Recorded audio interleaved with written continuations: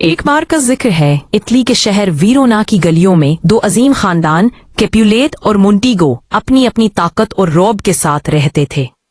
उनके दरमियान दुश्मनी की आग ऐसी भड़क चुकी थी कि शहर की फजा भी उसका असर महसूस करती थी। हर जानिब लड़ाई झगड़े और नाचाकियां थीं, लेकिन उस गली की एक कोने में जहां चांदनी रातें अपनी आगोश में खुशबुएं बिखेरती थीं, एक नौजवान रोमियो मौजूद था। मोंटीगो खानदान का एक ख्वाबीदा नौजवान था जिसकी आंखों में मोहब्बत की जस्तजू और दिल में उम्मीदों का समंदर था। दूसरी तरफ कैपुलेट खानदान की खूबसूरत जूलियट अपने वालिदैन के साये में पल रही थी। उसके चेहरे पर मुस्कुराहट और दिल में एक ही ख्वाब कि वो एक दिन मोहब्बत पा सकेगी। एक रात कैपुलेट खानदान ने एक जबरदस्त पार्टी का एहतमाम किया। रोमियो अपने दोस्तों के साथ छुपते छुपाते इस महफिल में पहुंच गया।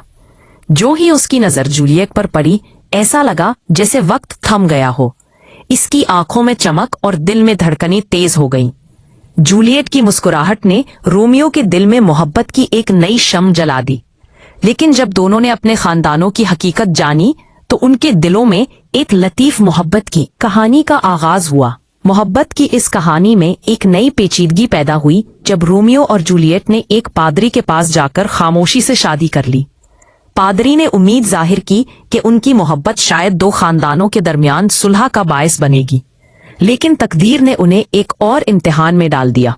एक दिन रोमियो के कजिन टाइबाल्ट और उसके दरमियान झगड़ा हुआ, जिसके नतीजे में रोमियो ने गलती से टाइबाल्ट को मार दिया। ये वाकया इसके लिए एक तबाहकुन मोड़ साबित हुआ।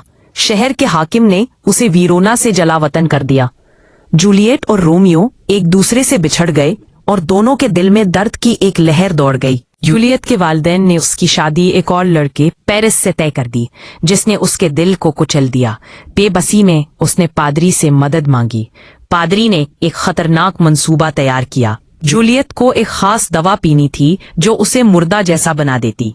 जब वो कब्र में रखी जाएगी तो रोमियो को पैगाम भेजकर वापस बुलाया जाएगा, लेकिन इस बार किस्मत ने उनका साथ नहीं दिया। रोमियो तक पैगाम नहीं पहुंच सका और उसने समझा कि जूलियट वाकई मर चुकी है। गम के मारे वो कब्र पर आया और जहर पीकर अपनी जान ले ली। जब जूलियट की आंखें खुली तो उसने रोमियो को मुर्दा पाया। इसके बगैर जिंदगी गुजारने का ख्याल भी उसके दिल में खौफ की एक लहर दौड़ा देता। वो भी रोमियो के खंजर से अपनी जान ले लेती है। दोनों खानदानों को अपनी दुश्मनी की वजह से अपने बच्चों की मौत का बड़ा अफसोस हुआ। उनकी आंखों में आंसू, दिलों में पछतावा और वक्त की कैद का एहसास था। आखिरकार उन्होंने अपनी लड़ाई खत्म करने का अज़्म किया, मगर ये सब कुछ बहुत देर हो चुका था। ये मोहब्बत की कहानी एक अजीम दर्स दे गई कि मोहब्बत कभी भी दुश्मनी की कैद में नहीं रहनी चाहिए।